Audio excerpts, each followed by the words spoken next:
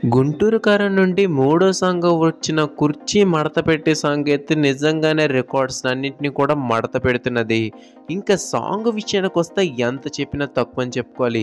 శ్రీలీల గారు ఎంత మంచి డాన్సరో మనకే తెలుసు. తనని కూడా ఈ ఏజ్‌లో డామినేట్ చేశారు మహేష్ గారంటే అది మామూలు విషయం కాదు. మనకు సాంగ్‌లో ఎక్కడ చూసినా మహేష్ గారు కనిపిస్తున్నారు. ఇంకా సాంగ్‌లో ఇంకా హైలైట్ ఏంటంటే మహేష్ గారిది చిన్న డైలాగే. ఇంకా మొత్తం మీద సాంగ్స్ అయితే మాత్రం గుంటూరు కారం నుంచి ప్రామిసింగ్‌గా వచ్చాయి.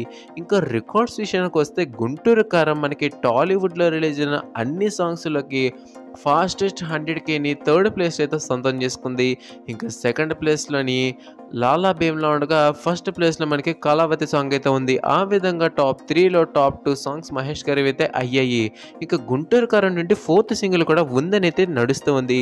మరి ఆ ఫోర్త్ సింగిల్‌తో ఫస్ట్ 3 ప్లేస్ కూడా సొంతం చేసుకుంటారా? మనం వేచి చూడాల్సి ఉంటుంది. సో అది వాళ్ళ అప్డేట్ అన్నమాట. అప్డేట్స్ లైక్ చేయండి, షేర్ చేయండి. ఇంకొన్ని అప్డేట్ల కోసం మన ఛానల్ సబ్స్క్రైబ్ చేసుకోండి. Thank you for watching. జై హింద్.